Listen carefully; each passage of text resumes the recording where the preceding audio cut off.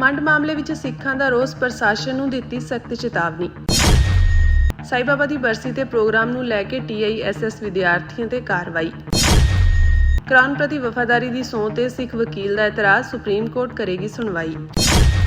ਸਭ ਤੋਂ ਪਹਿਲਾਂ ਕਸੂਰ ਗੁਰਸਿਮਰਨ ਮੰਡ ਦਾ, ਜਿਸ ਬੰਦੇ ਨੇ ਇੱਥੇ ਆ ਕੇ ਸਾਡਾ ਪ੍ਰੋਗਰਾਮ ਖਰਾਬ ਕੀਤਾ, ਜਿਸ ਬੰਦੇ ਨੇ ਇੱਥੇ ਪੰਗਾ ਪਾ ਕੇ ਤੇ ਫਿਰ ਗੱਡੀ ਭਜਾ ਕੇ ਲੋਕਾਂ ਦੇ ਚੜਾਈ ਤੇ ਕਈਆਂ ਦੀ ਲੱਤਾਂ ਤੋੜੀਆਂ, ਬਾਹਾਂ ਤੋੜੀਆਂ।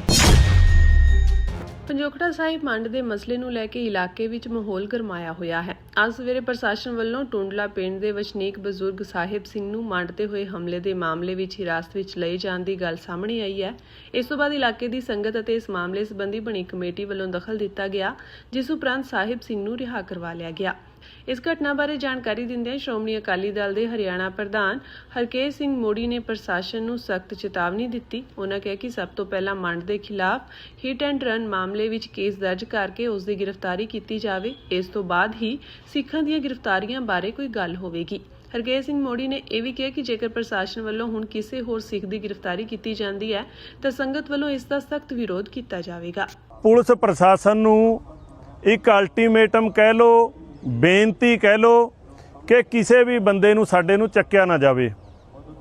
ਪ੍ਰਸ਼ਾਸਨ ਕਹਿੰਦਾ ਕਿ ਜੀ ਨਹੀਂ, ਜਿਨ੍ਹਾਂ ਦਾ ਕਸੂਰ ਆ ਉਹਨਾਂ ਤੇ ਕਾਰਵਾਈ ਬਣਦੀ ਆ। ਸਭ ਤੋਂ ਪਹਿਲਾਂ ਕਸੂਰ ਗੁਰਸਿਮਰਨ ਮੰਡ ਦਾ, ਜਿਸ ਬੰਦੇ ਨੇ ਇੱਥੇ ਆ ਕੇ ਸਾਡਾ ਪ੍ਰੋਗਰਾਮ ਖਰਾਬ ਕੀਤਾ, ਜਿਸ ਬੰਦੇ ਨੇ ਇੱਥੇ ਪੰਗਾ ਪਾ ਕੇ ਤੇ ਫਿਰ ਗੱਡੀ ਭਜਾ ਕੇ ਲੋਕਾਂ ਦੇ ਚੜਾਈ ਤੇ ਕਈਆਂ ਦੀ ਲੱਤਾਂ ਤੋੜੀਆਂ, ਬਾਹਾਂ ਤੋੜੀਆਂ। ਔਰ ਉਸ ਬੰਦੇ ਨੂੰ ਕੁੱਟਿਆ ਜ਼ਰੂਰ ਆ ਸੰਗਤ ਨੇ। ਉਸ ਤੋਂ ਬਾਅਦ ਜਦੋਂ ਸੰਗਤ ਗਰਮ ਹੋਈ, ਭਾਵਨਾ ਭੜਕੀ ਸੰਗਤ ਦੀ, ਉਹਨੂੰ ਕੁੱਟਿਆ। ਮੈਂ ਪੁਲਿਸ ਪ੍ਰਸ਼ਾਸਨ ਨੂੰ ਸਖਤ ਲਫ਼ਜ਼ਾਂ ਦੇ ਵਿੱਚ ਕਹਿਣਾ ਚਾਹੁੰਦਾ ਕਿ ਅੰਬਾਲੇ ਦੇ 20 ਕੇਸ ਮੈਂ ਦੇ ਸਕਦਾ, ਜਿਸ ਦੇ ਵਿੱਚ 4-4, 5-5 ਬੰਦਿਆਂ ਨੇ ਇਕੱਠੇ ਹੋ ਕੇ ਕੁੱਟਿਆ ਤੇ 6-6 ਮਹੀਨੇ ਤੁਸੀਂ ਕੋਈ ਗ੍ਰਿਫਤਾਰੀ ਨਹੀਂ ਕੀਤੀ। ਇਹ ਬੰਦਾ ਕਿਹੜਾ ਰੱਬ ਤਾਂ ਉਤਰਿਆ ਜਿਸ ਦੇ ਪਿੱਛੇ ਤੁਸੀਂ ਅਗਲੇ ਦਿਨ ਗ੍ਰਿਫਤਾਰੀਆਂ ਕਰਨ ਲੱਗੇ। ਕੱਲ੍ਹ 2 ਬੰਦੇ ਗ੍ਰਿਫਤਾਰ ਕੀਤੇ ਤੇ ਅੱਜ ਕੀਤੇ। ਮੈਂ ਬੜੇ ਸਖਤ ਲਫ਼ਜ਼ਾਂ ਨਾਲ ਆਪਣੇ ਵੱਲੋਂ ਨਹੀਂ, ਸਮੁੱਚੇ ਦਲਾਂ ਵੱਲੋਂ, ਸਿੱਖ ਸੰਗਤ ਵੱਲੋਂ ਇਹ ਕਹਿਣਾ ਚਾਹੁੰਦਾ, ਪੰਜਾਬ ਤੇ ਹਰਿਆਣੇ ਦੀ ਸਿੱਖ ਸੰਗਤ ਵੱਲੋਂ, ਕਿ ਜੇਕਰ ਕੋਈ ਬੰਦਾ ਚੱਕਿਆ, ਪਹਿਲਾਂ ਗੁਰਸਿਮਰਨ ਮੰਡ ਤੇ ਪਰਚਾ ਦਰਜ ਕਰੋ। ਉਸ ਸੁਰਿੰਦਰ ਸਿੰਘ ਦੇ ਬਿਆਨਾਂ ਦੇ ਮੁਤਾਬਕ ਸੰਗਤ ਤਾਂ ਭੜਕੀ ਜਦੋਂ ਉਹ ਕਹਿੰਦਾ ਮੇਰੇ ਤੇ ਗੱਡੀ ਚੜੀ ਤੇ 15 ਮਿੰਟ ਚੜੀ ਰਹੀ। 50-55 ਬੰਦਿਆਂ ਨੇ ਉਸ ਗੱਡੀ ਨੂੰ ਇਸ ਮੁੰਡੇ ਦੇ ਉੱਤੋਂ ਚੱਕ ਕੇ ਲਾਇਆ ਤੇ ਉਸ ਦਾ ਬੇਟਾ ਫੇਰ ਵੀ ਰੇਸਾਂ ਦਿੰਦਾ ਰਿਹਾ। ਸੰਗਤ ਨੇ ਭੜਕ ਕੇ ਜੋ ਕੀਤਾ ਉਹ ਸਭ ਦੇ ਸਾਹਮਣੇ ਹੈ। ਬੇਨਤੀ ਇਹ ਹੈ ਕਿ ਜਦੋਂ ਤੁਸੀਂ ਹੋਰ ਮਾਮਲਿਆਂ 'ਚ 6-6 ਮਹੀਨੇ ਕੋਈ ਡਿਸੀਜਨ ਨਹੀਂ ਲੈਂਦੇ, ਇੱਥੇ ਇੰਨੇ ਕਾਹਲੇ ਕਿਉਂ? ਦੂਜੀ ਗੱਲ, ਜਦੋਂ ਤੁਸੀਂ ਕਿਤੇ ਵੀ ਕਿਸੇ ਬੰਦੇ ਦਾ ਕੋਈ ਨੁਕਸਾਨ ਹੁੰਦਾ ਪਰਚਾ ਦਰਜ ਕਰਦੇ। ਇੰਨੀ ਸੰਗਤ ਦੇ ਕਹਿਣ ਦੇ ਬਾਵਜੂਦ ਤੁਸੀਂ ਗੁਰਸਿਮਰਨ ਮੰਡ ਦੇ ਉਸ ਦਾ ਬੇਟਾ ਜਿਹੜਾ ਡਰਾਈਵਰ ਸੀ ਉਸ ਤੇ ਕੋਈ ਪਰਚਾ ਦਰਜ ਨਹੀਂ ਕੀਤਾ। ਪਹਿਲਾਂ ਉਸ ਤੇ ਪਰਚਾ ਦਰਜ ਕੀਤਾ ਜਾਵੇ। ਸੁਰਿੰਦਰ ਸਿੰਘ ਦੇ ਬਿਆਨਾਂ ਮੁਤਾਬਕ ਤੇ ਹੋਰ ਸੰਗਤ ਦੇ ਬਿਆਨਾਂ ਮੁਤਾਬਕ ਬਿਆਨ ਲੈ ਕੇ ਕਿਸੇ ਬੰਦੇ ਦੀ ਕੋਈ ਗ੍ਰਿਫਤਾਰੀ ਨਾ ਹੋਵੇ।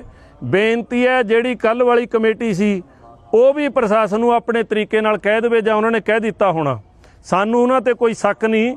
ਲੇਕਿਨ ਬੇਨਤੀ ਹੈ, ਕੀ ਡਿਸੀਜਨ ਸੀ ਕਿ ਅੱਜ ਫੇਰ ਦੁਬਾਰਾ ਬੰਦਿਆਂ ਨੂੰ ਚੱਕਣ ਦੀ ਹਿੰਮਤ ਜਿਹੜੀ ਅੰਬਾਲੇ ਦੀ ਪੁਲਿਸ ਨੇ, ਪ੍ਰਸ਼ਾਸਨ ਨੇ ਕੀਤੀ ਹੈ।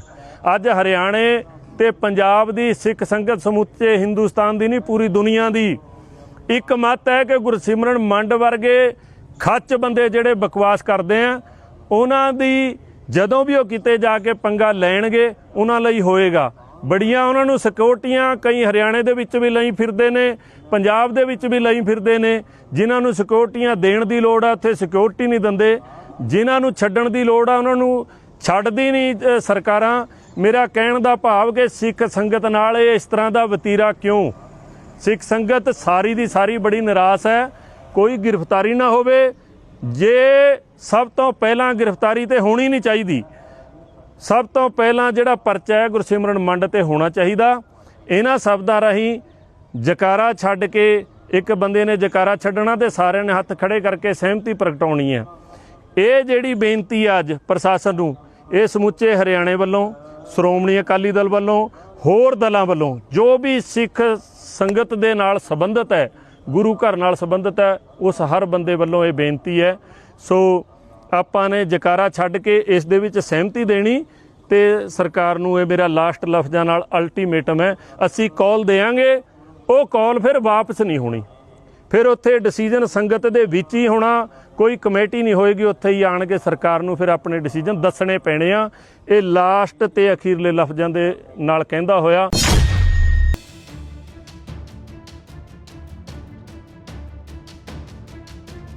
ਮੁੰਬਈ ਪੁਲਿਸ ਨੇ Tata institute of social science ਦੇ 30 ਸਾਲਾ ਵਿਦਿਆਰਥੀ ਨੂੰ ਉਸ ਵੇਲੇ ਗ੍ਰਿਫਤਾਰ ਕਰ ਲਿਆ ਜਦੋਂ ਸੈਸ਼ਨ ਅਦਾਲਤ ਨੇ ਉਸ ਦੀ ਅਗਾਊਂ ਜ਼ਮਾਨਤ ਦੀ ਅਰਜ਼ੀ ਰੱਦ ਕਰ ਦਿੱਤੀ। ਉਸ ਦੇ ਬਿਨਾਂ ਇਜਾਜ਼ਤ ਕੈਂਪਸ ਵਿੱਚ ਦਿੱਲੀ ਯੂਨੀਵਰਸਿਟੀ ਵਿੱਚ ਪ੍ਰੋਫੈਸਰ ਰਹੇ GN ਸਾਈ ਬਾਬਾ ਦੀ ਬਰਸੀ ਨਾਲ ਸੰਬੰਧਿਤ ਪ੍ਰੋਗਰਾਮ ਕਰਵਾਉਣ ਦਾ ਦੋਸ਼ ਹੈ। ਇਹ ਗ੍ਰਿਫਤਾਰੀ ਅਕਤੂਬਰ 2025 ਵਿੱਚ ਟਾਈ SS ਵੱਲੋਂ ਦਰਜ ਕਰਵਾਈ ਗਈ FIR ਦੇ ਆਧਾਰ ਤੇ ਕੀਤੀ ਗਈ। ਗ੍ਰਿਫਤਾਰੀ ਤੋਂ ਬਾਅਦ ਵਿਦਿਆਰਥੀ ਨੂੰ ਮੈਜਿਸਟ੍ਰੇਟ ਅਦਾਲਤ ਵਿੱਚ ਪੇਸ਼ ਕੀਤਾ ਗਿਆ। ਪੁਲਿਸ ਨੇ 10 ਦਿਨਾਂ ਦਾ ਰਿਮਾਂਡ ਮੰਗਿਆ ਸੀ, ਪਰ ਅਦਾਲਤ ਨੇ ਸੋਮਵਾਰ ਤੱਕ ਪੁਲਿਸ ਰਿਮਾਂਡ ਮਨਜ਼ੂਰ ਕੀਤਾ। ਇਸ ਮਾਮਲੇ ਵਿੱਚ ਕੁੱਲ 9 ਵਿਦਿਆਰਥੀਆਂ ਖਿਲਾਫ ਕੇਸ ਦਰਜ ਕੀਤਾ ਗਿਆ। 2 ਵਿਦਿਆਰਥੀਆਂ ਦੀ ਅਗਾਊਂ ਜ਼ਮਾਨਤ ਅਰਜ਼ੀ ਰੱਦ ਹੋ ਗਈ, ਜਦਕਿ ਬਾਕੀ 7 ਨੂੰ ਰਾਹਤ ਮਿਲੀ। ਦੂਜੇ ਵਿਦਿਆਰਥੀ ਜਿਸ ਦੀ ਜ਼ਮਾਨਤ ਵੀ ਰੱਦ ਹੋਈ ਸੀ, ਉਸ ਨੂੰ ਅਜੇ ਤੱਕ ਗ੍ਰਿਫਤਾਰ ਨਹੀਂ ਕੀਤਾ ਗਿਆ। ਪੁਲਿਸ ਦਾ ਦੋਸ਼ ਹੈ ਕਿ ਪ੍ਰੋਗਰਾਮ ਦੌਰਾਨ ਉਮਰ ਖਾਲਿਦ ਅਤੇ ਸ਼ਰਜੀਲ ਇਮਾਮ ਦੀ ਰਿਹਾਈ ਦੇ ਹੱਕ ਵਿੱਚ ਨਾਅਰੇ ਲਗਾਏ ਗਏ। ਇਹ ਦੋਵੇਂ ਮੁਸਲਿਮ ਵਿਦਿਆਰਥੀ ਆਗੂ ਸਾਲ 2020 ਤੋਂ ਗੈਰ ਕਾਨੂੰਨੀ ਗਤੀਵਿਧੀਆਂ ਰੋਕੂ ਕਾਨੂੰਨ ਤਹਿਤ ਜੇਲ੍ਹ ਵਿੱਚ ਨਜ਼ਰਬੰਦ ਹਨ। ਪੁਲਿਸ ਨੇ ਇਹ ਵੀ ਦਾਅਵਾ ਕੀਤਾ ਕਿ ਕੁਝ ਵਿਦਿਆਰਥੀਆਂ ਕੋਲੋਂ ਅਜਿਹੀਆਂ ਕਿਤਾਬਾਂ ਅਤੇ ਹੋਰ ਸਮੱਗਰੀ ਮਿਲੀ ਜਿਸ ਨੂੰ ਜਾਂਚ ਏਜੰਸੀਆਂ ਨੇ ਮਾਓਵਾਦੀ ਵਿਚਾਰਧਾਰਾ ਨਾਲ ਸੰਬੰਧਿਤ ਦੱਸਿਆ ਹੈ। ਵਿਦਿਆਰਥੀਆਂ ਨੇ ਸਾਰੇ ਦੋਸ਼ਾਂ ਨੂੰ ਰੱਦ ਕਰਦਿਆਂ ਕਿਹਾ ਕਿ ਉਨ੍ਹਾਂ ਖਿਲਾਫ ਅਜਿਹੇ ਗੰਭੀਰ ਇਲਜ਼ਾਮਾਂ ਨੂੰ ਸਾਬਿਤ ਕਰਨ ਲਈ ਕੋਈ ਠੋਸ ਸਬੂਤ ਨਹੀਂ ਹਨ। ਗ੍ਰਿਫਤਾਰ ਵਿਦਿਆਰਥੀ ਨੂੰ ਚੇਂਬੂਰ ਇਲਾਕੇ ਤੋਂ ਹਿਰਾਸਤ ਵਿੱਚ ਲਿਆ ਗਿਆ। FIR ਅਨੁਸਾਰ 12 ਅਕਤੂਬਰ 2025 ਨੂੰ ਦਿਓਨਾਰ ਸਥਿਤ TISS ਕੈਂਪਸ ਵਿੱਚ ਲਗਭਗ 10 ਤੋਂ 12 ਵਿਦਿਆਰਥੀ ਬਿਨਾਂ ਇਜਾਜ਼ਤ ਇਕੱਠੇ ਹੋਏ ਸਨ। ਉਹਨਾਂ ਨੇ ਦਰਖਤ ਤੇ GN ਸਾਈ ਬਾਬਾ ਦੀਆਂ ਤਸਵੀਰਾਂ ਲਗਾ ਕੇ ਸ਼ਰਧਾਂਜਲੀ ਦਿੱਤੀ ਅਤੇ ਉਹਨਾਂ ਦੀਆਂ ਕਿਤਾਬਾਂ ਪੜ੍ਹੀਆਂ। ਪੁਲਿਸ ਨੇ 21 ਤੋਂ 30 ਸਾਲ ਦੀ ਉਮਰ ਦੇ ਇਹਨਾਂ ਵਿਦਿਆਰਥੀਆਂ ਖਿਲਾਫ ਧਾਰਮਿਕ, ਜਾਤੀ ਜਾਂ ਸਮਾਜਿਕ ਸਮੂਹਾਂ ਵਿੱਚ ਵੈਰ ਵਿਰੋਧ ਫੈਲਾਉਣ, ਰਾਸ਼ਟਰੀ ਏਕਤਾ ਦੇ ਵਿਰੁੱਧ ਬਿਆਨ ਦੇਣ ਅਤੇ ਗੈਰ ਕਾਨੂੰਨੀ ਇਕੱਠ ਕਰਨ ਸਮੇਤ ਕਈ ਧਾਰਾਵਾਂ ਤਹਿਤ ਮਾਮਲਾ ਦਰਜ ਕੀਤਾ ਹੈ। ਸੈਸ਼ਨ ਅਦਾਲਤ ਨੇ ਆਪਣੇ ਹੁਕਮ ਵਿੱਚ ਕਿਹਾ ਕਿ GN ਸਾਈ ਬਾਬਾ ਨੂੰ ਅਦਾਲਤ ਵੱਲੋਂ ਬਰੀ ਕੀਤਾ ਜਾ ਚੁੱਕਾ ਹੈ, ਇਸ ਲਈ ਉਹਨਾਂ ਨੂੰ ਸ਼ਰਧਾਂਜਲੀ ਦੇਣਾ ਆਪਣੇ ਆਪ ਵਿੱਚ ਗੈਰ ਕਾਨੂੰਨੀ ਨਹੀਂ ਮੰਨਿਆ ਜਾ ਸਕਦਾ। ਹਾਲਾਂਕਿ ਅਦਾਲਤ ਦੇ ਅਨੁਸਾਰ ਦੋਸ਼ ਹੈ ਕਿ ਸਮਾਗਮ ਸਿਰਫ ਸ਼ਰਧਾਂਜਲੀ ਤੱਕ ਸੀਮਿਤ ਨਹੀਂ ਸੀ, ਸਗੋਂ ਉਮਰ ਖਾਲਿਦ ਅਤੇ ਸ਼ਰਜੀਲ ਇਮਾਮ ਦੀ ਰਿਹਾਈ ਦੇ ਹੱਕ ਵਿੱਚ ਨਾਅਰੇ ਵੀ ਲਗਾਏ ਗਏ, ਜੋ UAPA ਤਹਿਤ ਚੱਲ ਰਹੇ ਮਾਮਲਿਆਂ ਦਾ ਸਾਹਮਣਾ ਕਰ ਰਹੇ ਹਨ। ਅਦਾਲਤ ਨੇ ਇਹ ਵੀ ਟਿੱਪਣੀ ਕੀਤੀ ਕਿ ਵਿਦਿਆਰਥੀਆਂ ਤੋਂ ਦੇਸ਼ ਦੇ ਕਾਨੂੰਨ ਦਾ ਸਨਮਾਨ ਕਰਨ ਦੀ ਉਮੀਦ ਕੀਤੀ ਜਾਂਦੀ ਹੈ। ਵਿਦਿਆਰਥੀਆਂ ਨੇ ਦਾਅਵਾ ਕੀਤਾ ਕਿ ਨਾ ਤਾਂ ਕੋਈ ਨਾਅਰੇਬਾਜ਼ੀ ਕੀਤੀ ਗਈ ਅਤੇ ਨਾ ਹੀ ਕੋਈ ਭੜਕਾਊ ਭਾਸ਼ਣ ਦਿੱਤਾ ਗਿਆ। ਉਹਨਾਂ ਦਾ ਕਹਿਣਾ ਹੈ ਕਿ FIR ਵਿੱਚ ਇਹਨਾਂ ਦੋਸ਼ਾਂ ਨੂੰ ਸਾਬਿਤ ਕਰਨ ਲਈ ਕੋਈ ਸਬੂਤ ਪੇਸ਼ ਨਹੀਂ ਕੀਤਾ ਗਿਆ।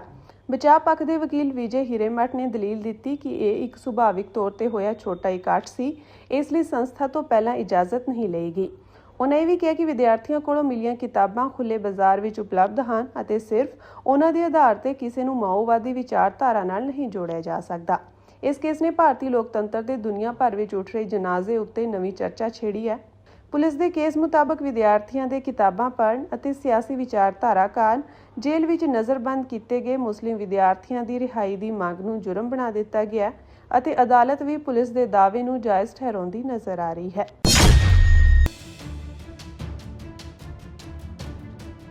ਕੈਨੇਡਾ ਵਿੱਚ ਵਕੀਲ ਬਣਨ ਲਈ ਕਰਾਊਨ ਪ੍ਰਤੀ ਵਫਾਦਾਰੀ ਦੀ ਸਹੁੰ ਚੁੱਕਣ ਦੀ ਲਾਜ਼ਮੀ ਸ਼ਰਤ ਹੁਣ ਦੇਸ਼ ਦੀ ਸਰਵਉੱਚ ਅਦਾਲਤ ਦੇ ਸਾਹਮਣੇ ਹੈ। ਅਲਬਰਟਾ ਸਰਕਾਰ ਦੀ ਅਪੀਲ ਮਨਜ਼ੂਰ ਕਰਦਿਆਂ ਕੈਨੇਡਾ ਦੀ ਸੁਪਰੀਮ ਕੋਰਟ ਨੇ ਉਸ ਮਾਮਲੇ ਦੀ ਸੁਣਵਾਈ ਲਈ ਰਾਹ ਖੋਲ੍ਹ ਦਿੱਤਾ ਹੈ, ਜਿਸ ਵਿੱਚ ਅਲਬਰਟਾ ਕੋਰਟ ਆਫ ਅਪੀਲ ਨੇ ਇਹ ਸਹੁੰ ਦੀ ਲਾਜ਼ਮੀ ਸ਼ਰਤ ਨੂੰ ਅਸੰਵਿਧਾਨਕ ਕਰਾਰ ਦਿੱਤਾ ਸੀ। ਇਹ ਮਾਮਲਾ ਐਡਮਿੰਟਨ ਦੇ ਅੰਮ੍ਰਿਤਧਾਰੀ ਸਿੱਖ ਵਕੀਲ ਪ੍ਰਭਜੋਤ ਸਿੰਘ ਵੜਿੰਗ ਨਾਲ ਜੁੜਿਆ ਹੋਇਆ। 2022 ਵਿੱਚ ਅਲਬਰਟਾ ਵਿੱਚ ਵਕੀਲ ਵਜੋਂ ਦਾਖਲਾ ਲੈਣਾ ਚਾਹੁੰਦੇ ਸਨ। ਉਹਨਾਂ ਨੂੰ ਜਨਤਕ ਹਿੱਤ ਅਤੇ ਮੁਵੱਕਲਾਂ ਪ੍ਰਤੀ ਆਪਣੀਆਂ ਜ਼ਿੰਮੇਵਾਰੀਆਂ ਦੀ ਸਹੁੰ ਚੁੱਕਣ ਤੇ ਕੋਈ ਇਤਰਾਜ਼ ਨਹੀਂ ਸੀ। ਇਤਰਾਜ਼ ਸੀ ਤਾਂ ਸਿਰਫ ਕਰਾਊਨ ਪ੍ਰਤੀ ਵਫਾਦਾਰੀ ਦੀ ਸਹੁੰ ਤੇ। ਪ੍ਰਭਜੋਤ ਸਿੰਘ ਵੜਿੰਗ ਦਾ ਮੰਨਣਾ ਹੈ ਕਿ ਅੰਮ੍ਰਿਤ ਛਕਦੇ ਸਮੇਂ ਸ੍ਰੀ ਅਕਾਲ ਪੁਰਖ ਅਤੇ ਸ੍ਰੀ ਗੁਰੂ ਗ੍ਰੰਥ ਸਾਹਿਬ ਪ੍ਰਤੀ ਲਿਆ ਵਚਨ ਕਿਸੇ ਹੋਰ ਹਸਤੀ ਜਾਂ ਸੰਸਥਾ ਪ੍ਰਤੀ ਵਫਾਦਾਰੀ ਦੀ ਸਹੁੰ ਨਾਲ ਮੇਲ ਨਹੀਂ ਖਾਂਦਾ। ਉਹਨਾਂ ਲਈ ਇਹ ਸਿਰਫ ਸ਼ਬਦਾਂ ਦਾ ਮਾਮਲਾ ਨਹੀਂ, ਸਗੋਂ ਧਾਰਮਿਕ ਅਸੂਲ ਅਤੇ ਅੰਤਰਾਤਮਾ ਦਾ ਸਵਾਲ ਹੈ। Alberta court of king's bench ਨੇ ਅਕਤੂਬਰ 2023 ਵਿੱਚ ਉਹਨਾਂ ਦੀ ਪਟੀਸ਼ਨ ਰੱਦ ਕਰ ਦਿੱਤੀ ਸੀ, ਪਰ 16 ਦਸੰਬਰ 2025 ਨੂੰ ਅਲਬਰਟਾ ਕੋਰਟ ਆਫ ਅਪੀਲ ਨੇ ਫੈਸਲਾ ਪਲਟਦਿਆਂ ਲੀਗਲ ਪ੍ਰੋਫੈਸ਼ਨ ਐਕਟ ਦੀ ਧਾਰਾ 44(2)(a) ਨੂੰ ਅਸੰਵਿਧਾਨਕ ਅਤੇ ਬੇਅਸਰ ਕਰਾਰ ਦਿੱਤਾ। ਹੁਣ ਅਲਬਰਟਾ ਸਰਕਾਰ ਇਸ ਫੈਸਲੇ ਨੂੰ ਸੁਪਰੀਮ ਕੋਰਟ ਵਿੱਚ ਚੁਣੌਤੀ ਦੇ ਰਹੀ ਹੈ। ਹੁਣ ਸੁਪਰੀਮ ਕੋਰਟ ਅੱਗੇ ਅਸਲ ਸਵਾਲ ਇਹ ਹੈ ਕਿ ਜੇਕਰ ਕੋਈ ਸਹੁੰ ਕਿਸੇ ਵਿਅਕਤੀ ਦੀ ਡੂੰਘੀ ਧਾਰਮਿਕ ਆਸਥਾ ਨਾਲ ਸਿੱਧਾ ਟਕਰਾਅ ਕਰਦੀ ਹੋਵੇ ਤਾਂ ਰਾਜ ਉਸ ਨੂੰ ਕਿੰਨੀ ਹੱਦ ਤੱਕ ਲਾਜ਼ਮੀ ਕਰ ਸਕਦਾ ਹੈ। ਇਹ ਫੈਸਲਾ ਸਿਰਫ ਇੱਕ ਸਿੱਖ ਵਕੀਲ ਦੇ ਪੇਸ਼ੇਵਰ ਹੱਕਾਂ ਦਾ ਫੈਸਲਾ ਨਹੀਂ ਹੋਵੇਗਾ। ਇਸ ਦੇ ਦਾਇਰੇ ਵਿੱਚ ਇਹ ਵੱਡਾ ਸਵਾਲ ਵੀ ਹੋਵੇਗਾ ਕਿ ਇੱਕ ਬਹੁ ਧਾਰਮਿਕ ਲੋਕਤੰਤਰ ਵਿੱਚ ਰਾਜ ਦੀ ਮੰਗ ਕਿੱਥੇ ਖਤਮ ਹੁੰਦੀ ਹੈ ਕਿ ਕਿਸੇ ਵਿਅਕਤੀ ਦੀਆਂ ਧਾਰਮਿਕ ਭਾਵਨਾਵਾਂ ਦਾ ਸਤਿਕਾਰ ਕੀਤਾ ਜਾਂਦਾ ਹੈ। ਦੱਸ ਦਈਏ ਕਿ ਇਤਿਹਾਸਕ ਤੌਰ ਤੇ ਅਲਬਰਟਾ ਵਿੱਚ ਵਕੀਲ ਬਣਨ ਦੇ ਚਾਹਵਾਨਾਂ ਲਈ ਸੂਬਾਈ ਕਾਨੂੰਨ ਦੇ ਤਹਿਤ ਬਾਰ ਵਿੱਚ ਦਾਖਲੇ ਦੇ ਹਿੱਸੇ ਵਜੋਂ ਸੱਤਾਧਾਰੀ ਬਾਦਸ਼ਾਹ ਯਾਨੀ ਕਿ ਕਰਾਊਨ ਪ੍ਰਤੀ ਵਫਾਦਾਰੀ ਦੀ ਸਹੁੰ ਚੁੱਕਣਾ ਜਿਸ ਦੀ ਪੁਸ਼ਟੀ ਕਰਨਾ ਲਾਜ਼ਮੀ ਹੁੰਦਾ ਸੀ। पीसफुल जब तक प्रोटेस्ट हो रहा है तब उस प्रोटेस्ट को हिंसा से अटैक करना उसके खिलाफ है। ਝਾਰਖੰਡ ਵਿੱਚ ਸਰਕਾਰੀ ਨੌਕਰੀਆਂ ਲਈ ਹੋਣ ਵਾਲੀਆਂ ਯੋਗਤਾ ਪ੍ਰੀਖਿਆਵਾਂ ਵਿੱਚ ਕਥਿਤ ਬੇਨਿਯਮੀਆਂ ਨੂੰ ਲੈ ਕੇ ਵਿਦਿਆਰਥੀਆਂ ਦਾ ਵਿਰੋਧ ਪ੍ਰਦਰਸ਼ਨ ਤੇਜ਼ ਹੋ ਗਿਆ ਹੈ। ਰਿਪੋਰਟਾਂ ਮੁਤਾਬਕ ਪੁਲਿਸ ਵੱਲੋਂ ਲਾਠੀ ਚਾਰਜ, ਬੈਟਨ ਅਤੇ ਅਥਰੂ ਗੈਸ ਦੀ ਵਰਤੋਂ ਤੋਂ ਬਾਅਦ ਕੁਝ ਵਿਦਿਆਰਥੀ ਪ੍ਰਦਰਸ਼ਨਕਾਰੀ ਝਾਰਖੰਡ ਵਿਧਾਨ ਸਭਾ ਦੇ ਅਹਾਤੇ ਵਿੱਚ ਦਾਖਲ ਹੋ ਗਏ। ਵਿਦਿਆਰਥੀਆਂ ਦੇ ਵਿਧਾਨ ਸਭਾ ਪਰਿਸਰ ਵਿੱਚ ਦਾਖਲ ਹੋਣ ਕਾਰਨ ਸਦਨ ਦੀ ਕਾਰਵਾਈ ਮੁਲਤਵੀ ਕਰਨੀ ਪਈ। ਇਸ ਤੋਂ ਬਾਅਦ ਸੁਰੱਖਿਆ ਬਲਾਂ ਨੇ ਪ੍ਰਦਰਸ਼ਨਕਾਰੀਆਂ ਨੂੰ ਵਿਧਾਨ ਸਭਾ ਦੇ ਇਲਾਕੇ ਤੋਂ ਹਟਾ ਦਿੱਤਾ। ਇਸ ਦੌਰਾਨ ਵਿਦਿਆਰਥੀਆਂ ਅਤੇ ਪੁਲਿਸ ਮੁਲਾਜ਼ਮਾਂ ਦੇ ਜ਼ਖਮੀ ਹੋਣ ਦੀਆਂ ਵੀ ਰਿਪੋਰਟਾਂ ਸਾਹਮਣੇ ਆਈਆਂ ਹਨ। ਵਿਦਿਆਰਥੀਆਂ ਦਾ ਦੋਸ਼ ਹੈ ਕਿ ਸਰਕਾਰੀ ਨੌਕਰੀਆਂ ਲਈ ਹੋਣ ਵਾਲੀਆਂ ਕੁਝ ਪ੍ਰੀਖਿਆਵਾਂ ਵਿੱਚ ਬੇਨਿਯਮੀਆਂ ਹੋਈਆਂ ਹਨ। ਪ੍ਰਦਰਸ਼ਨਕਾਰੀ ਇਹਨਾਂ ਦੋਸ਼ਾਂ ਦੀ ਕੇਂਦਰੀ ਜਾਂਚ ਬਿਊਰੋ ਯਾਨੀ ਕਿ CBI ਤੋਂ ਜਾਂਚ ਕਰਵਾਉਣ ਦੀ ਮੰਗ ਕਰ ਰਹੇ ਹਨ।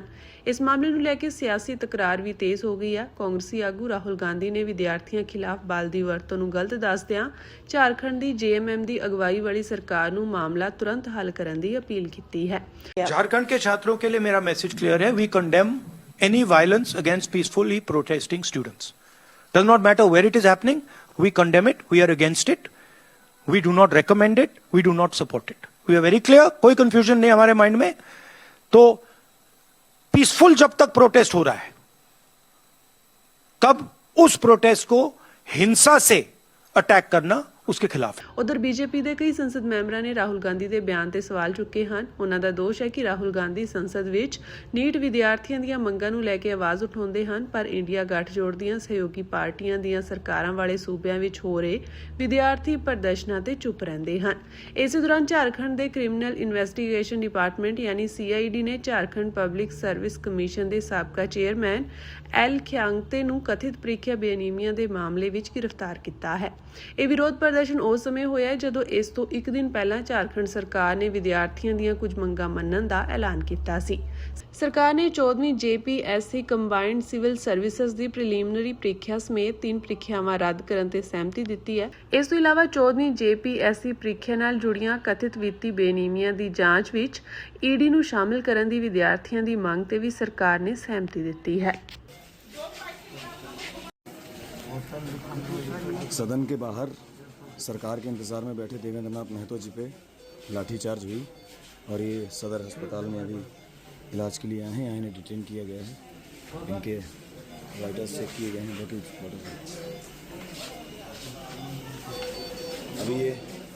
अभी ये ऑक्सीजन सपोर्ट में है और लगभग 100 बच्चों पे लाठियाँ बरसी हैं। बाकी बच्चों का तो पता नहीं। ਯੂਕਰੇਨ ਤੇ ਰੂਸ ਦੇ ਜਾਰੀ ਹਮਲੇ ਦੇ ਮੱਦੇਨਜ਼ਰ ਅਮਰੀਕੀ ਸੈਨੇਟ ਨੇ ਰੂਸ ਦੀ ਊਰਜਾ ਆਮਦਨ ਨੂੰ ਨਿਸ਼ਾਨਾ ਬਣਾਉਣ ਵਾਲੇ ਇੱਕ ਸਖਤ ਪਾਬੰਦੀ ਬਿੱਲ ਨੂੰ ਮਨਜ਼ੂਰੀ ਦੇ ਦਿੱਤੀ ਹੈ। Lindsey Graham sanctioning Russia and Iran act 2026 ਨਾਮਕ ਇਸ ਬਿੱਲ ਤਹਿਤ ਰੂਸੀ ਤੇਲ ਅਤੇ ਗੈਸ ਦੀ ਵੱਡੀ ਮਾਤਰਾ ਵਿੱਚ ਦਰਾਮਦ ਕਰਨ ਵਾਲੇ ਦੇਸ਼ਾਂ ਤੇ 100% ਤੱਕ ਟੈਰਿਫ ਲਗਾਉਣ ਦਾ ਪ੍ਰਬੰਧ ਕੀਤਾ ਗਿਆ ਹੈ। ਵਿਸ਼ਲੇਸ਼ਕਾਂ ਮੁਤਾਬਕ ਇਸ ਦਾ ਸਭ ਤੋਂ ਵੱਧ ਅਸਰ ਰੂਸੀ ਤੇਲ ਦੇ ਪ੍ਰਮੁੱਖ ਖਰੀਦਦਾਰਾਂ, ਜਿਨ੍ਹਾਂ ਵਿੱਚ ਭਾਰਤ ਅਤੇ ਚੀਨ ਵੀ ਸ਼ਾਮਿਲ ਹਨ, ਉਨ੍ਹਾਂ ਤੇ ਪੈ ਸਕਦਾ ਹੈ। ਇਸ ਬਿੱਲ ਵਿੱਚ ਰੂਸ ਵੱਲੋਂ ਪੱਛਮੀ ਪਾਬੰਦੀਆਂ ਤੋਂ ਬਚਣ ਲਈ ਵਰਤੇ ਜਾ ਰਹੇ ਕਥਿਤ ਗੁਪਤ ਸਮੁੰਦਰੀ ਜਹਾਜ਼ ਨੈਟਵਰਕ ਨੂੰ ਵੀ ਨਿਸ਼ਾਨਾ ਬਣਾਇਆ ਗਿਆ। ਸੈਨੇਟ ਵਿੱਚ ਇਹ ਬਿੱਲ 86 ਦੇ ਮੁਕਾਬਲੇ 11 ਵੋਟਾਂ ਨਾਲ ਪਾਸ ਹੋਇਆ।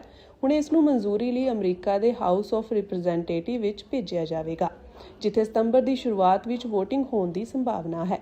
ਅੰਦਾਜ਼ੇ ਮੁਤਾਬਕ ਭਾਰਤ ਇਸ ਸਮੇਂ ਰੂਸੀ ਕੱਚੇ ਤੇਲ ਦਾ ਦੁਨੀਆ ਵਿੱਚ ਦੂਜਾ ਸਭ ਤੋਂ ਵੱਡਾ ਖਰੀਦਦਾਰ ਹੈ। ਜੇਕਰ ਇਹ ਬਿੱਲ ਕਾਨੂੰਨ ਬਣ ਜਾਂਦਾ ਹੈ ਅਤੇ ਭਾਰਤ ਰੂਸ ਤੋਂ ਤੇਲ ਦੀ ਖਰੀਦ ਵਿੱਚ ਵੱਡੀ ਕਟੌਤੀ ਨਹੀਂ ਕਰਦਾ ਤਾਂ ਉਸ ਨੂੰ ਅਮਰੀਕੀ ਟੈਰਿਫ ਦਾ ਸਾਹਮਣਾ ਕਰਨਾ ਪੈ ਸਕਦਾ ਹੈ। ਇਹ ਪਹਿਲੀ ਵਾਰ ਨਹੀਂ ਹੋਵੇਗਾ ਜਦੋਂ ਵਾਸ਼ਿੰਗਟਨ ਰੂਸੀ ਤੇਲ ਦੀ ਖਰੀਦ ਨੂੰ ਲੈ ਕੇ ਭਾਰਤ ਤੇ ਦਬਾਅ ਬਣਾਉਣ ਲਈ ਟੈਰਿਫ ਜਾਂ ਪਾਬੰਦੀਆਂ ਦੀ ਵਰਤੋਂ ਕਰ ਰਿਹਾ ਹੋਵੇ। ਅਪ੍ਰੈਲ 2025 ਵਿੱਚ ਟਰੰਪ ਪ੍ਰਸ਼ਾਸਨ ਵੱਲੋਂ ਲਗਾਏ ਗਏ ਟੈਰਿਫ ਕਾਰਨ ਦੋਵਾਂ ਦੇਸ਼ਾਂ ਦੇ ਸਬੰਧਾਂ ਵਿੱਚ ਤਣਾਅ ਆਇਆ ਸੀ। ਇਸ ਤੋਂ ਬਾਅਦ ਅਕਤੂਬਰ 2025 ਵਿੱਚ ਰੂਸ ਦੀਆਂ ਊਰਜਾ ਕੰਪਨੀਆਂ ਰੋਸਨੇਫਟ ਅਤੇ ਲੁਕੋਇਲ ਤੇ ਅਮਰੀਕੀ ਪਾਬੰਦੀਆਂ ਲੱਗਣ ਤੋਂ ਬਾਅਦ ਭਾਰਤੀ ਰਿਫਾਈਨਰੀਆਂ ਨੇ ਮੱਧ ਪੂਰਬ ਤੋਂ ਜ਼ਿਆਦਾ ਤੇਲ ਖਰੀਦਣਾ ਸ਼ੁਰੂ ਕੀਤਾ ਸੀ। ਫਰਵਰੀ 2026 ਵਿੱਚ ਅਮਰੀਕੀ ਰਾਸ਼ਟਰਪਤੀ ਡੋਨਾਲਡ ਟਰੰਪ ਅਤੇ ਭਾਰਤੀ ਪ੍ਰਧਾਨ ਮੰਤਰੀ ਨਰਿੰਦਰ ਮੋਦੀ ਵਿਚਕਾਰ ਹੋਏ ਸਮਝੌਤੇ ਤਹਿਤ ਭਾਰਤ ਵੱਲੋਂ ਰੂਸੀ ਤੇਲ ਦੀ ਖਰੀਦ ਘਟਾਉਣ ਦੀ ਵਚਨਬੱਧਤਾ ਦੇ ਬਦਲੇ ਅਮਰੀਕਾ ਨੇ ਭਾਰਤੀ ਵਸਤੂਆਂ ਤੇ ਟੈਰਿਫ 50% ਤੋਂ ਘਟਾ ਕੇ 18% ਕਰਨ ਦਾ ਫੈਸਲਾ ਕੀਤਾ ਸੀ। ਹਾਲਾਂਕਿ ਕੁਝ ਹੀ ਹਫ਼ਤਿਆਂ ਬਾਅਦ ਈਰਾਨ ਸੰਘਰਸ਼ ਅਤੇ ਹੋਰਮੁਜ਼ ਜਲ ਲਾਂਘੇ ਦੇ ਬੰਦ ਹੋਣ ਕਾਰਨ ਮੱਧ ਪੂਰਬ ਤੋਂ ਤੇਲ ਅਤੇ ਗੈਸ ਦੀ ਸਪਲਾਈ ਪ੍ਰਭਾਵਿਤ ਹੋ ਗਈ। ਇਸ ਕਾਰਨ ਭਾਰਤ ਨੇ ਮੁੜ ਰੂਸ ਤੋਂ ਕੱਚੇ ਤੇਲ ਦੀ ਖਰੀਦ ਵਧਾ ਦਿੱਤੀ ਅਤੇ ਅਮਰੀਕਾ ਤੋਂ ਪਾਬੰਦੀਆਂ ਵਿੱਚ ਛੋਟ ਦੀ ਮੰਗ ਕੀਤੀ, ਜਿਨ੍ਹਾਂ ਵਿੱਚੋਂ ਕਈ ਮਨਜ਼ੂਰ ਵੀ ਕੀਤੀਆਂ ਗਈਆਂ। ਵਿਸ਼ਲੇਸ਼ਕਾਂ ਦਾ ਮੰਨਣਾ ਹੈ ਕਿ ਜੇਕਰ ਭਾਰਤ ਨੇ ਮੱਧ ਪੂਰਬ ਤੋਂ ਵੱਧ ਤੇਲ ਮੰਗਵਾਉਣਾ ਹੈ ਤਾਂ ਹੋਰਮੁਜ਼ ਜਲ ਲਾਂਘੇ ਦਾ ਜਲਦੀ ਖੁੱਲ੍ਹਣਾ ਅਤੇ ਭਵਿੱਖ ਲਈ ਵਿਕਲਪ ਸਮੁੰਦਰੀ ਰਸਤੇ ਵਿਕਸਿਤ ਕਰਨਾ ਜ਼ਰੂਰੀ ਹੋਵੇਗਾ। ਨਹੀਂ ਤਾਂ ਭਾਰਤ ਨੂੰ ਆਪਣੀ ਊਰਜਾ ਸੁਰੱਖਿਆ ਅਤੇ ਅਮਰੀਕੀ ਟੈਰਿਫ ਦੇ ਖਤਰੇ ਵਿਚਕਾਰ ਸੰਤੁਲਨ ਬਣਾਉਣਾ ਪਵੇਗਾ ਅਤੇ ਸੰਭਵ ਹੈ ਕਿ ਉਹ ਦੁਬਾਰਾ ਅਮਰੀਕਾ ਤੋਂ ਛੋਟ ਜਾਂ ਵਿਸ਼ੇਸ਼ ਮਨਜ਼ੂਰੀ ਦੀ ਮੰਗ ਕਰੇ। ਹਾਲੀਆ ਰਿਪੋਰਟਾਂ ਅਨੁਸਾਰ ਭਾਰਤ ਰੂਸੀ ਕੱਚੇ ਤੇਲ ਤੋਂ ਤਿਆਰ ਕੀਤੇ ਗਏ ਕੁਝ ਰਿਫਾਈਨਡ ਪੈਟਰੋਲੀਅਮ ਉਤਪਾਦ ਮੁੜ ਰੂਸ ਨੂੰ ਨਿਰਯਾਤ ਕਰ ਰਿਹਾ ਹੈ। ਰੂਸ ਇਸ ਸਮੇਂ ਊਰਜਾ ਦੀ ਘਾਟ, ਵਾਧੇ ਭਾੜੇ ਅਤੇ ਮਹਿੰਗਾਈ ਵਰਗੀਆਂ ਸਮੱਸਿਆਵਾਂ ਦਾ ਸਾਹਮਣਾ ਕਰ ਰਿਹਾ ਹੈ। ਵਿਸ਼ਲੇਸ਼ਕਾਂ ਦਾ ਕਹਿਣਾ ਹੈ ਕਿ ਜੇਕਰ ਰੂਸੀ ਤੇਲ ਦੀ ਵਰਤੋਂ ਭਾਰਤ ਦੀਆਂ ਘਰੇਲੂ ਊਰਜਾ ਲੋੜਾਂ ਪੂਰੀਆਂ ਕਰਨ ਲਈ ਕੀਤੀ ਜਾਂਦੀ ਹੈ ਤਾਂ ਇਸ ਆਧਾਰ ਤੇ ਛੋਟ ਦੀ ਮੰਗ ਨੂੰ ਜਾਇਜ਼ ਠਹਿਰਾਇਆ ਜਾ ਸਕਦਾ ਹੈ। ਪਰ ਜੇਕਰ ਇਹ ਉਤਪਾਦ ਮੁੜ ਰੂਸ ਨੂੰ ਨਿਰਯਾਤ ਕੀਤੇ ਜਾ ਰਹੇ ਹਨ ਤਾਂ ਅਜਿਹੇ ਲੈਣ ਦੇਣ ਦੀ ਵਧੇਰੇ ਨਿਗਰਾਨੀ ਕੀਤੀ ਜਾਣੀ ਚਾਹੀਦੀ ਹੈ।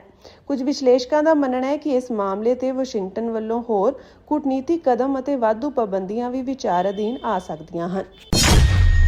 ਵਿੱਤ ਮੰਤਰੀ ਹਰਪਾਲ ਸਿੰਘ ਚੀਮਾ ਵੱਲੋਂ ਸਦਨ ਵਿੱਚ ਪੇਸ਼ ਪੰਜਾਬ ਆਊਟਸੋਰਸ ਮੁਲਾਜ਼ਮ ਬਿੱਲ 2026 ਪਾਸ ਕੀਤਾ ਗਿਆ ਹੈ, ਜਿਸ ਦਾ ਮੁੱਖ ਮਕਸਦ ਸਰਕਾਰੀ ਵਿਭਾਗਾਂ ਅਤੇ ਸੰਸਥਾਵਾਂ ਵਿੱਚ ਆਊਟਸੋਰਸਿੰਗ ਏਜੰਸੀਆਂ ਜਾਂ ਠੇਕੇਦਾਰਾਂ ਰਾਹੀਂ ਕੰਮ ਕਰਦੇ ਯੋਗ ਕੱਚੇ ਮੁਲਾਜ਼ਮਾਂ ਨੂੰ ਸਿੱਧੇ ਸਰਕਾਰੀ ਠੇਕੇ ਉੱਤੇ ਲਿਆਉਣਾ ਤਾਂ ਜੋ ਵਿਚੋਲਗਿਰੀ ਅਤੇ ਕਮਿਸ਼ਨ ਨੂੰ ਖਤਮ ਕਰਕੇ ਸਿੱਧਾ ਸਰਕਾਰੀ ਸਮਝੌਤਾ ਕੀਤਾ ਜਾ ਸਕੇ ਅਤੇ ਇਸ ਨਾਲ ਲਗਭਗ 26,000 ਤੋਂ 28,000 ਮੁਲਾਜ਼ਮਾਂ ਨੂੰ ਲਾਭ ਮਿਲ ਸਕੇ। ਇਸ ਬਿੱਲ ਤਹਿਤ ਆਮ ਸ਼੍ਰੇਣੀ ਦੇ ਜਿਨ੍ਹਾਂ ਆਊਟਸੋਰਸ ਮੁਲਾਜ਼ਮਾਂ ਨੇ ਘੱਟੋ-ਘੱਟ 5 ਸਾਲ ਅਤੇ ਖਤਰਨਾਕ ਸ਼੍ਰੇਣੀ ਜਿਵੇਂ ਕਿ ਬਿਜਲੀ ਵਿਭਾਗ ਦੇ ਹਾਈ ਵੋਲਟੇਜ ਅਮਲੇ, ਸੀਵਰਮੈਨ, ਸਫਾਈ ਸੇਵਕ, ਫਾਇਰ ਡਰਾਈਵਰ ਅਤੇ ਫਾਇਰ ਸਟੇਸ਼ਨ ਦੇ ਅਮਲੇ ਨੇ 3 ਸਾਲ ਦੀ ਨਿਰੰਤਰ ਸੇਵਾ ਪੂਰੀ ਕੀਤੀ ਹੈ, ਉਹ ਸਿੱਧੇ ਠੇਕੇ ਤੇ ਆਉਣ ਲਈ ਯੋਗ ਹੋਣਗੇ। ਹਰ ਸਾਲ ਘੱਟੋ-ਘੱਟ 240 ਦਿਨਾਂ ਦੀ ਹਾਜ਼ਰੀ ਅਤੇ ਰੋਜ਼ਾਨਾ ਘੱਟੋ-ਘੱਟ 7 ਘੰਟੇ ਡਿਊਟੀ ਹੋਣੀ ਜ਼ਰੂਰੀ ਹੈ। ਏਜੰਸੀ ਬਦਲਣ ਲਈ ਸੇਵਾ ਵਿੱਚ ਰੁਕਾਵਟ ਨਹੀਂ ਮੰਨੀ ਜਾਵੇਗੀ। ਠੇਕੇ ਤੇ ਆਉਣ ਤੋਂ ਬਾਅਦ ਮਿਲਣ ਵਾਲੀ ਤਨਖਾਹ ਪਹਿਲਾਂ ਮਿਲਦੀ ਨੈਟ ਇਨ ਹੈਂਡ ਤੋਂ ਘੱਟ ਹੋਵੇਗੀ। ਠੇਕੇ ਤੇ ਆਉਣ ਤੋਂ ਬਾਅਦ ਮੁਲਾਜ਼ਮਾਂ ਲਈ ਬਾਇਓਮੈਟ੍ਰਿਕ ਹਾਜ਼ਰੀ ਲਗਾਉਣਾ ਲਾਜ਼ਮੀ ਹੋਵੇਗਾ। ਬਿੱਲ ਅਨੁਸਾਰ ਠੇਕਾ ਸਾਲ ਦਰ ਸਾਲ ਦੇ ਆਧਾਰ ਤੇ ਵਧਾਇਆ ਜਾਵੇਗਾ, ਜੋ 58 ਸਾਲ ਦੀ ਉਮਰ ਤੱਕ ਚੱਲੇਗਾ। ਅਕਾਲੀ ਦਲ ਵਾਰਿਸ ਪੰਜਾਬ ਦੇ ਪਾਰਟੀ ਨੇ ਅੱਜ 2027 ਦੀਆਂ ਪੰਜਾਬ ਵਿਧਾਨ ਸਭਾ ਚੋਣਾਂ ਲਈ ਆਪਣੇ ਪਹਿਲੇ ਉਮੀਦਵਾਰ ਦਾ ਐਲਾਨ ਕਰ ਦਿੱਤਾ ਹੈ, ਜਿਸ ਵਿੱਚ ਇੰਦਰਾ ਗਾਂਧੀ ਕਤਲ ਕੇਸ ਵਿੱਚ ਫਾਂਸੀ ਦਿੱਤੇ ਗਏ ਕੇਰ ਸਿੰਘ ਦੇ ਪੁੱਤਰ ਸਤਵੰਤ ਸਿੰਘ ਨੂੰ ਬਸੀ ਪਠਾਣਾ ਹਲਕੇ ਤੋਂ ਆਪਣਾ ਉਮੀਦਵਾਰ ਐਲਾਨਿਆ ਗਿਆ ਹੈ। ਇਹ ਐਲਾਨ ਸੰਸਦ ਮੈਂਬਰ ਭਾਈ ਅੰਮ੍ਰਿਤਪਾਲ ਸਿੰਘ ਦੇ ਪਿਤਾ ਅਤੇ ਅਕਾਲੀ ਦਲ ਵਾਰਿਸ ਪੰਜਾਬ ਦੇ ਕਾਰਜਕਾਰੀ ਪ੍ਰਧਾਨ ਤਰਸੇਮ ਸਿੰਘ ਵੱਲੋਂ ਕੀਤਾ ਗਿਆ ਹੈ। ਇਸ ਮੌਕੇ ਮੈਂਬਰ ਪਾਰਲੀਮੈਂਟ ਸਰਬਜੀਤ ਸਿੰਘ ਖਾਲਸਾ ਵੀ ਮੌਜੂਦ ਸਨ। ਪਾਰਟੀ ਆਗੂਆਂ ਨੇ ਕਿਹਾ ਕਿ ਇਸ ਫੈਸਲੇ ਦਾ ਉਦੇਸ਼ ਪੰਥ ਅਤੇ ਕੌਮ ਲਈ ਕੁਰਬਾਨੀਆਂ ਦੇਣ ਵਾਲੇ ਪਰਿਵਾਰਾਂ ਨੂੰ ਮਾਨਤਾ ਦੇਣਾ ਅਤੇ ਸਨਮਾਨਿਤ ਕਰਨਾ ਹੈ। ਇਸ ਮੌਕੇ ਬੋਲਦਿਆਂ ਬਾਪੂ ਤਰਸੇਮ ਸਿੰਘ ਨੇ ਕਿਹਾ ਕਿ ਪਾਰਟੀ ਦੀ ਰਾਜਨੀਤੀ ਸਿਆਸੀ ਤਾਕਤ ਹਾਸਲ ਕਰਨ ਤੱਕ ਸੀਮਿਤ ਨਹੀਂ ਹੈ, ਸਗੋਂ ਇਹ ਪੰਥਕ ਸਿਧਾਂਤਾਂ, ਪੰਜਾਬ ਦੇ ਹੱਕਾਂ ਅਤੇ ਕੁਰਬਾਨੀਆਂ ਦੇਣ ਵਾਲਿਆਂ ਦੇ ਪਰਿਵਾਰਾਂ ਨੂੰ ਬਣਦਾ ਮਾਣ ਸਤਿਕਾਰ ਅਤੇ ਪ੍ਰਤੀਨਿਧਤਾ ਯਕੀਨੀ ਬਣਾਉਣ ਤੇ ਕੇਂਦਰਿਤ ਹੈ।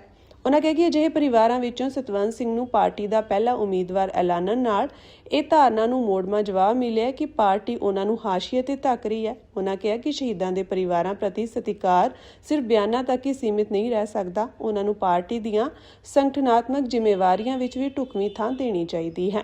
ਤਰਸੇਮ ਸਿੰਘ ਨੇ ਕਿਹਾ ਕਿ ਪਾਰਟੀ ਨੇ ਸਤਵੰਤ ਸਿੰਘ ਦੇ ਭਤੀਜੇ ਸੁਖਵਿੰਦਰ ਸਿੰਘ ਅਗਵਾਨ ਨੂੰ ਆਪਣੇ ਸੰਸਦੀ ਬੋਰਡ ਦਾ ਮੈਂਬਰ ਵੀ ਨਿਯੁਕਤ ਕੀਤਾ ਹੈ, ਜਿਸ ਨਾਲ ਉਹਨਾਂ ਨੂੰ ਇੱਕ ਮਹੱਤਵਪੂਰਨ ਸੰਗਠਨਾਤਮਕ ਜ਼ਿੰਮੇਵਾਰੀ ਦਿੱਤੀ ਗਈ ਹੈ। ਪੰਜਾਬ ਪੁਲਿਸ ਨੇ ਪਬਲਿਕ ਪ੍ਰੋਸੀਕਿਊਟਰ ਰਾਹੀਂ ਚੰਡੀਗੜ੍ਹ ਕੋਰਟ ਵਿੱਚ ਕੋਟਕਪੁਰਾ ਤੇ ਬੈਬਲ ਕਲਾਂ ਗੋਲੀकांड ਦੇ ਮਾਮਲਿਆਂ ਵਿੱਚ ਬਕਾਇਆ ਜਾਂਚ ਬਾਰੇ ਬੰਦ ਲਿਫਾਫੇ ਵਿੱਚ ਸਟੇਟਸ ਰਿਪੋਰਟ ਦਾਖਲ ਕਰ ਦਿੱਤੀ ਹੈ। ਕੋਟਕਪੂਰਾ ਵਿਖੇ ਗੋਲੀਬਾਰੀ ਅਤੇ ਜਾਇਦਾਦ ਦੇ ਨੁਕਸਾਨ ਨਾਲ ਸੰਬੰਧਿਤ ਬੇਅਦਬੀ ਦੇ ਮਾਮਲਿਆਂ ਦੇ ਮੁਕੱਦਮੇ ਅਪ੍ਰੈਲ 2026 ਵਿੱਚ ਪੰਜਾਬ ਅਤੇ ਹਰਿਆਣਾ ਹਾਈ ਕੋਰਟ ਦੇ ਨਿਰਦੇਸ਼ਾਂ ਤਹਿਤ ਸੈਸ਼ਨ ਕੋਰਟ ਚੰਡੀਗੜ੍ਹ ਵਿੱਚ ਤਬਦੀਲ ਕਰ ਦਿੱਤੇ ਗਏ ਸਨ। ਕੋਟਕਪੂਰਾ ਗੋਲੀकांड ਦੀ ਘਟਨਾ 14 ਅਕਤੂਬਰ 2015 ਨੂੰ ਵਾਪਰੀ ਸੀ, ਜੋ ਕਿ ਜੂਨ ਅਤੇ ਸਤੰਬਰ 2015 ਵਿੱਚ ਬਰਗਾੜੀ ਅਤੇ ਬੁਰਜ ਜਵਾਹਰ ਸਿੰਘ ਵਾਲਾ ਪਿੰਡਾਂ ਦੇ ਗੁਰਦੁਆਰਾ ਸਾਹਿਬਾਨਾਂ ਵਿੱਚ ਬੇਅਦਬੀ ਦੀਆਂ ਘਟਨਾਵਾਂ ਤੋਂ ਬਾਅਦ ਹੋਈ ਸੀ। ਪੁਲਿਸ ਨੇ ਬੇਅਦਬੀ ਦੀਆਂ ਘਟਨਾਵਾਂ ਵਿਰੁੱਧ ਪ੍ਰਦਰਸ਼ਨਕਾਰੀਆਂ ਉੱਤੇ ਕਥਿਤ ਤੌਰ ਤੇ ਗੋਲੀ ਚਲਾਈ ਸੀ, ਜਦੋਂ ਕਿ ਬਾਈਬਲ ਕਲਾਂ ਵਿੱਚ ਹੋਈ ਇੱਕੋ ਸਮੇਂ ਦੀ ਗੋਲੀਬਾਰੀ ਵਿੱਚ 2 ਵਿਅਕਤੀਆਂ ਦੀ ਮੌਤ ਹੋ ਗਈ ਸੀ, ਜਦੋਂ ਕਿ ਕੋਟਕਪੂਰਾ ਦੀ ਘਟਨਾ ਵਿੱਚ ਕਈ ਲੋਕ ਜ਼ਖਮੀ ਹੋ ਗਏ ਸਨ। ਸਾਬਕਾ ਡੀਜੀਪੀ ਸੁਮੇਧ ਸੈਣੀ, ਪਰਮਰਾਜ ਉਮਰਾ ਨੰਗਲ, ਚਰਨਜੀਤ ਸ਼ਰਮਾ, ਅਮਰ ਸਿੰਘ ਚਾਹਲ ਅਤੇ ਸੁਖਮਿੰਦਰ ਮਾਨ ਸਮੇਤ ਕਈ ਸੀਨੀਅਰ ਪੁਲਿਸ ਅਧਿਕਾਰੀ ਇਸ ਕੇਸ ਵਿੱਚ ਦੋਸ਼ੀ ਹਨ। ਸਾਬਕਾ ਉਪ ਮੁੱਖ ਮੰਤਰੀ ਸੁਖਬੀਰ ਬਾਦਲ ਵੀ ਕੋਟਕਪੂਰਾ ਗੋਲੀकांड ਵਿੱਚ ਦੋਸ਼ੀਆਂ ਵਿੱਚੋਂ ਇੱਕ ਹਨ। ਬੇਅਦਬੀ ਦੇ ਮਾਮਲਿਆਂ ਦੀ ਪਿਛਲੀ ਸੁਣਵਾਈ 18 ਜੁਲਾਈ ਨੂੰ ਹੋਈ ਸੀ, ਜਿਸ ਵਿੱਚ ਅਦਾਲਤ ਨੇ ਸਰਕਾਰੀ ਵਕੀਲਾਂ ਨੂੰ ਅਗਲੀ ਤਾਰੀਖ ਉੱਤੇ ਬਕਾਇਆ ਜਾਂਚ ਬਾਰੇ ਸਟੇਟਸ ਰਿਪੋਰਟ ਦਾਖਲ ਕਰਨ ਦੇ ਨਿਰਦੇਸ਼ ਦਿੱਤੇ ਸਨ। ਹੁਕਮਾਂ ਦੀ ਪਾਲਣਾ ਕਰਦਿਆਂ ਸਰਕਾਰੀ ਵਕੀਲ ਨੇ 1 ਅਗਸਤ 2026 ਨੂੰ ਕੋਟਕਪੂਰਾ ਤੇ ਬਾਈਬਲ ਕਲਾਂ ਗੋਲੀकांडाਂ ਵਿੱਚ ਬਕਾਇਆ ਜਾਂਚ ਬਾਰੇ ਸਟੇਟਸ ਰਿਪੋਰਟਾਂ ਦਾਖਲ ਕੀਤੀਆਂ। ਅਦਾਲਤ ਨੇ ਕਿਹਾ ਕਿ ਸਟੇਟਸ ਰਿਪੋਰਟਾਂ ਵਾਲੇ ਬੰਦ ਲਿਫਾਫੇ ਅਦਾਲਤ ਵਿੱਚ ਪੇਸ਼ ਕਰ ਦਿੱਤੇ ਗਏ ਹਨ। ਅਦਾਲਤ ਵਿੱਚ ਮੌਜੂਦ ਸੂਬੇ ਦੇ ਵਧੀਕ ਲੋਕ ਪ੍ਰੋਸੀਕਿਊਟਰ ਨੇ ਬੇਨਤੀ ਕੀਤੀ ਕਿ ਕੇਸ ਦੇ ਹਾਲਾਤਾਂ ਨੂੰ ਦੇਖਦਿਆਂ ਰਿਪੋਰਟ ਦਾ ਜਾਇਜ਼ਾ ਲੈਣ ਤੋਂ ਬਾਅਦ ਉਹਨਾਂ ਨੂੰ ਬੰਦ ਲਿਫਾਫੇ ਵਿੱਚ ਹੀ ਰੱਖਿਆ ਜਾਵੇ। ਅਦਾਲਤ ਨੇ ਕਿਹਾ ਹੈ ਕਿ ਰਿਪੋਰਟਾਂ ਨੂੰ ਖੋਲ੍ਹ ਕੇ ਦੇਖ ਲਿਆ ਗਿਆ ਹੈ ਅਤੇ ਇਹਨਾਂ ਨੂੰ ਬੰਦ ਲਿਫਾਫੇ ਵਿੱਚ ਹੀ ਸੁਰੱਖਿਅਤ ਹਿਰਾਸਤ ਵਿੱਚ ਰੱਖਿਆ ਜਾਵੇ।